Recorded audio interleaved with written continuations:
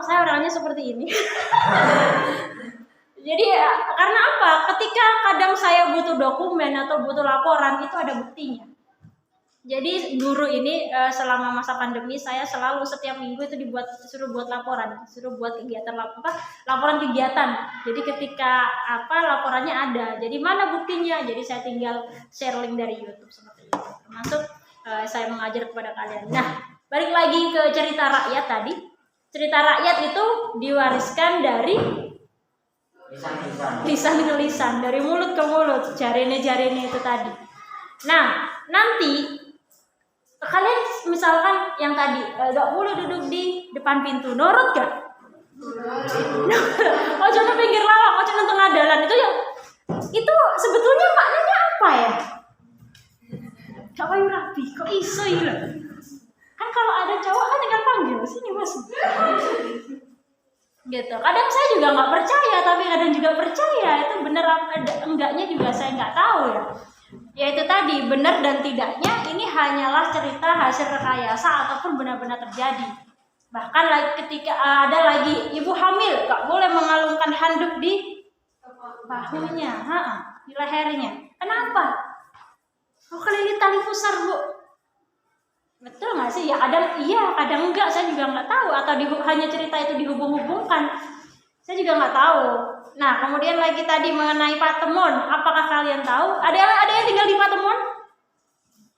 Nggak ada. Nggak tahu. Tapi pernah ke Patemon ya? Tahu apa di situ Patemon? Biasanya kalian ke Patemon tuh ngapain? Kemana? Kemana Mas? Oh ini pawangnya Patemon ini. Ya apa yang malah? Oke, pernah ke Patemon? Oh pernah. Ngapain di Patemon biasanya? Oh renang. Patemon kan sebetulnya desanya ya. Dan itu pemandiannya juga dinamakan pemandian Patemon ya. Nah, tahu nggak kalian kenapa dinamakan Patemon? Nggak tahu. Nggak tahu. Oke, desa Patemon yang berdasarkan kakak kelas kalian udah tulis. Patemon itu berasal dari bahasa Madura. Tahu nggak apa? Asal mula sebuah telaga. Oh dulu itu telaga. Telaga atau apa ya? Danau dengan telaga beda ya. Telaga, anggaplah gelombang menurut ya. Gelombang aja nih, gelombang ini kayak gelombang ono. Terletak di lereng Gunung Argopuro. Desa Patemon sana intinya. Kan di sana dingin juga ya. Nah, di sana itu dulu ada sosok Dewi yang suka bermain-main di sana dan bahkan dia mandi nang gelombang iku mau atus senang main-main, senang atus dan dia juga tidak sendirian di situ membawa kawan-kawannya atau para prajurit yang jaga dia. Dewi itu siapa? Dewi namanya Dewi Rengganis. Dewi Rengganis itu dia keturunan dari saya lupa raja apa yang ada di Bromo mana itu Probolinggo. Dia kediamannya di sana di Probolinggo, dia main ke Gunung Gambir, kemudian terus mandinya di sini, mandinya di Telaga Patemon, gelombangmu. Yang buat adusi aku pernah dibuat mandi Dewi di sana. Tapi kan airnya sudah ganti, Bu. Ya. Jadi Dewi itu mandi di situ. Kemudian ada sosok pangeran. Kalau dulu kan zamannya istana sentris, artinya zaman dulu kan sistem kerajaan ya, bukan pemerintahan presidensial, enggak. Zaman dulu itu sistemnya pemerintahan, kerajaan. Jadi adalah sosok pangeran dari Makassar, namanya Pangeran Andi Sose. Ada yang namanya Andi di sini? Enggak ada. Oh, ada Jabit, Bu. Ada apa? Ada Andi Sose di situ. Andi Sose lewat dengan mungkin prajuritnya juga. Jadi intinya dia main melewati sebuah telaga Patemon itu. Kemudian dia melihat, wah ada sosok wanita cantik. Siapakah dia? Ternyata dia jadi tahu siapa sih wanita cantik itu. Kok dia di sini punya para penjaga? Kok dia juga sama dengan perempuan-perempuan atau dayang-dayangnya? Mungkin yang lagi menunggu sebetulnya dia siapa? Kemudian dia cari tahu ke warga desa sekitar, kemudian ke orang-orang yang berjaga-jaga di situ, siapa dia sebetulnya. Nah, pada akhirnya, oh ternyata dia sosok Dewi, keturunan dari ini. Wah, tertariklah dia. Selain dia pintar, kemudian dia namanya ternyata juga harum di daerah Probolinggo. Dia akhirnya si pangeran gimana caranya supaya saya bisa COD-an sama dia. Anak teman-teman bilang katanya COD ya. Supaya bisa ketemu. Nah, tolong atur jadwal saya supaya saya bisa ketemu dan ngobrol bareng si Dewi itu tadi. Nah, akhirnya pertemuan itu dari bertemulah itu tadi. Makanya desa itu dinamakan desa Katemon, Montemonnya siapa? Katemon itu artinya bertemu. Montemon apa Katemon ya? Montemon. Nah, pertemuan. Nah, itu Montemonnya antara pangeran dan Dewi itu tadi. Nah, dari perjalanan kisah cinta berdua ini ternyata saling suka. Ada muncul Pangeran Jabid datang. Nggak jadi pangeran. Nggak tahu pangeran dari mana. Jabid ini ternyata suka juga dengan si Dewi Rengganis. Nah, pada akhirnya terjadi sebuah perang di situ, peperangan, dan Jabid kalah, Jabid mati. Jabid kalah. Nah, konon katanya kuburan si pangeran yang ini tadi, Pangeran Jabid itu ada di sana, di balik pohon besar yang ada di pemandian Patemon. Apakah benar di sana ada kuburan? Ada. Coba. Oh, ada. Coba dicari apakah ada kuburan sang pangeran di situ. Entah kalian itu nanti bahasanya dalam bahasa Sanskerta atau bahasa apa, atau di situ ada tulisan, atau saya juga nggak tahu ya. Atau betul di sana benar kuburannya si pangeran yang telah kalah tadi, saya juga nggak tahu. Katanya sih ada seperti itu. Nah, makanya desa Patemon itu awal mula namanya, kisahnya berasal dari itu tadi. Teman-temannya bertemu itu dua orang sepasang kekasih tadi lah, seperti itu. Termasuk lagi ada Manggisan.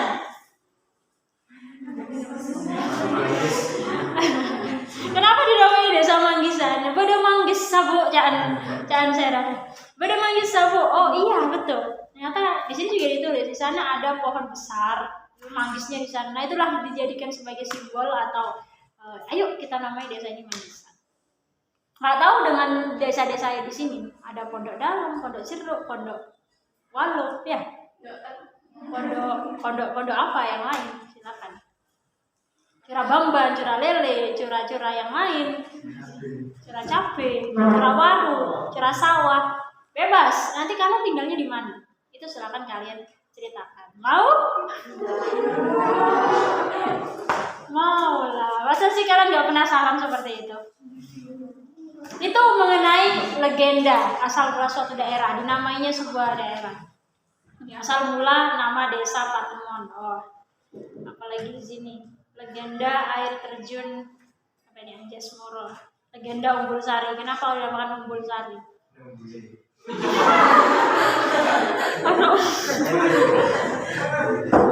Iya betul. Kenapa dinamakan desa Batu Urip? Apakah batunya itu urip? Apakah batunya itu urip? Ternyata iya di sini. Zaman pasca kemerdekaan, dijelaskan sama dia. Zaman pasca kemerdekaan terdapat sebuah desa yang belum memiliki nama. Gitu. Di desa tersebut ada sebuah batu besar. Zaman dulu kan babat alas seperti itu tuh, ada batu besar tuh udah umum. Nah, katanya batu besar itu terletak di samping pohon sebelah kuburan kuno itu. Di situ ada sebuah pohon pete, katanya mau ditebang, entah mau dibuat sebuah pemukiman. Intinya batu itu akan dipindahkan. Batu itu dipindahkan, kalau udah dipindahkan balik lagi. Urep batunya. Waktu nego urep, rek. Saya juga nggak tahu kenapa batu itu bisa hidup. Nah, itulah dinamakan batu urep. Dan ketika nanti kalian mengupas sebuah legenda atau mengupas sebuah kisah di situ, kan kalian harus observasi ya, harus tahu lah lokasinya, harus tahu, ngamatan dulu. Ada warga siapa di situ yang bisa kalian wawancarai, yang bisa kalian jadikan sosok narasumber untuk kisah yang akan kalian tulis nanti, kisah yang akan kalian dokumentasikan nanti. Wajib harus ada narasumbernya. Kenapa begitu? Supaya cerita yang kita buat itu kuat. Seperti kemarin eksposisi, ya kan? Gak hanya sekedar opini belaka. Cari ini pendapat cari ini. Kita buktikan dengan fakta. Bagaimana caranya? Ya udah kita beri nama, misalkan berdasarkan kepala desa Bapak Jabid siapa. Misalkan. pemerintahan kepala desa pada tahun 2001 sampai 2005. Dan berdasarkan hasil buku, misalkan ada buku di balai desa, biasanya di balai desa itu ada bukunya, buku sejarah yang menceritakan mengenai desa itu. Biasanya ada sumber rujukan. Jadi kita tulisan kita kuat keberadaannya di sini. Gitu. Itu mengenai sebuah legenda. Bagaimana dengan ini tadi yang tidak boleh di depan pintu, bagaimana dengan yang lain-lain. Termasuk ketika kalian melihat tradisi mantenan, misalnya sang laki-laki tidak boleh menginjak, apa? Oh, tidak boleh. Itu loh tradisi injak telur. Ya. Iya. Tahu itu? Kenapa kok harus telur yang diinjak?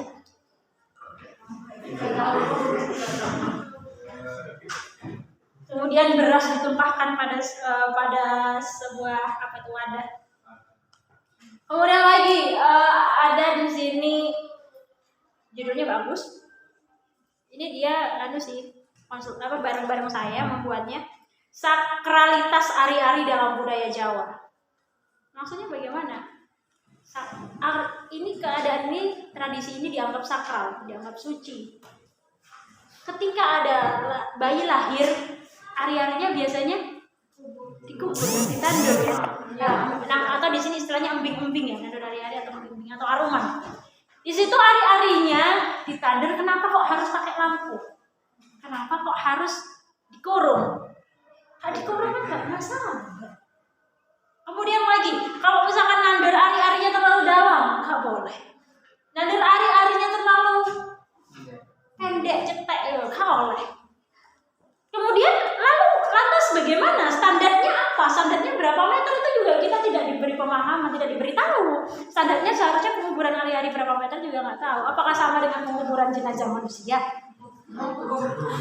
Jero, nek kejeron jarene jodone, aduh, repot gitu kan, serba salah gitu. Saya kadang penasaran, apakah dulu nandur ari-ari milik saya terlalu dalam, jodoh saya nggak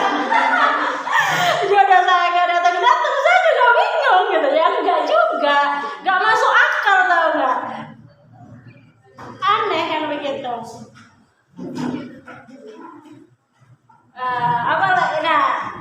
Ketika nandur ari-ari di sini, berdasarkan keterangan dari Nini Munawaroh sebagai warga desa Gambirono, gitu. Jadi jelas di situ ada narasumber yang disebutkan. Itu kalau yang mau tradisi nandur ari-ari. Misalkan ada lagi tradisi selamatan. Kenapa kalau selamatan harus jenang abang merah, putih, kuning, hitam? Saya pengen warna pelangi, apa masalahnya? Atau sama-sama didoakan?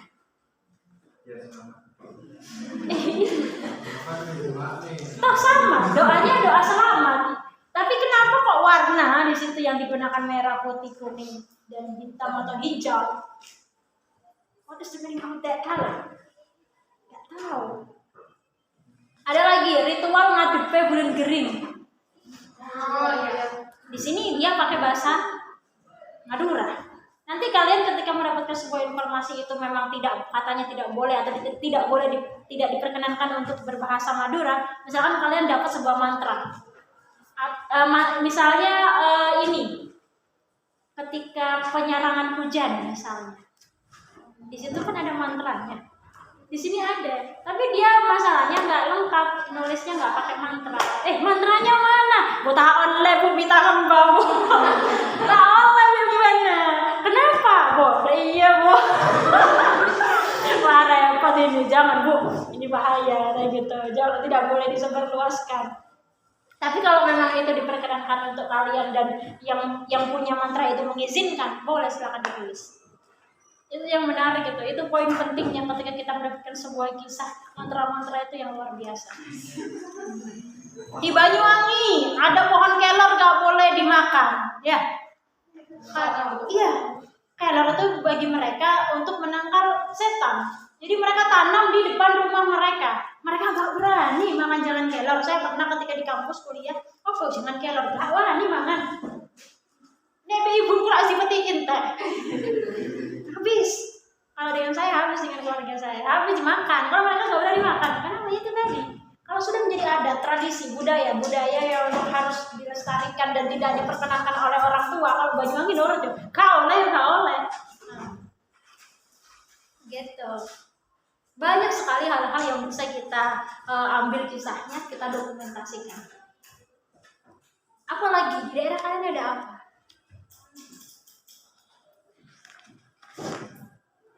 Mitos mengambil bunga melati pengantin. Terus ini ada tradisi ajeruk. Ajeruk tradisi turun-temurun yang ada di daerah Pondok Joyo dan sekitarnya. Ajeruk yang membawa sesajen ke ladang, betul? Iya. Waalaikumsalam warahmatullahi. Nah itu, kenapa kok pakai kepala, kaki, sayapnya aja? Dagingnya itu nggak dipakai. Oh, pakai daging. Atau mereka pakai sayap apa dan lain sebagainya, dagingnya dimakan sendiri. Ketika panen berlangsung, misalnya panen padi, panen apa, biasanya kan pakai sesaji. Atau ketika nelayan apa pakai larung sesaji, dilarungkan supaya tolong balak seperti itu. Coba saya pengen anak-anak nanti di situ diberikan maknanya. Kenapa warna merah? Kenapa warna putih? Kenapa warna hitam seperti itu? Apa sih? Mohon maaf kepada Bapak Ibu guru yang ada di ruang kelas, diinformasikan yang merasa membawa kunci UKS, petugas UKS PMR ada. Serius? Jadi ada kisah cinta terhalang adat itu sempat dibuat novel atau dibuat cerpen juga oleh teman-teman sastrawan. Jadi mereka buat cinta terhalang adat, cinta terhalang budaya, atau cinta berdasarkan perbedaan agama seperti itu kan sering. Itu dibikin kisah, diceritakan, bisa dibuat short film pendek, atau bisa dibuat kisah tertulis. Atau ada juga yang membuat judul cerita suluk atau suwuk atau apa. Di sana ada mantra-mantranya. Mantra pemanggil hujan, mantra menghentikan hujan. Itu tradisi yang ada di Indonesia. Kita tidak bisa menghindar dan kita ya memang harus menghormati kisah itu. Kalau kalian di luar negeri gak ada seperti itu. Selain Indonesia budayanya banyak sekali, budayanya kental sekali. Jadi kita sebagai regenerasi harus ngapain? Harus ikut. Maksudnya ikut sama-sama mengaplikasikan tradisi itu atau tidak, itu terserah kita. Tapi dalam rangka kita bentuk sebagai regenerasi yang menghargai tradisi atau identitas budaya Indonesia, ya kita ayo lestarikan bareng-bareng. Kita dokumentasikan cerita-cerita yang belum didokumentasikan. Ada cerita apa di sana? Bu, nanti kalau ternyata kisah saya atau cerita saya ternyata ada di buku ini juga, boleh nggak Bu? Boleh, tapi syaratnya melengkapi. Oh, coba bodoh. Ya, iya. Iyalah, iya. Nah, coba cari tahu dulu apakah benar ada kisah apa di sana. Cari tahu dulu.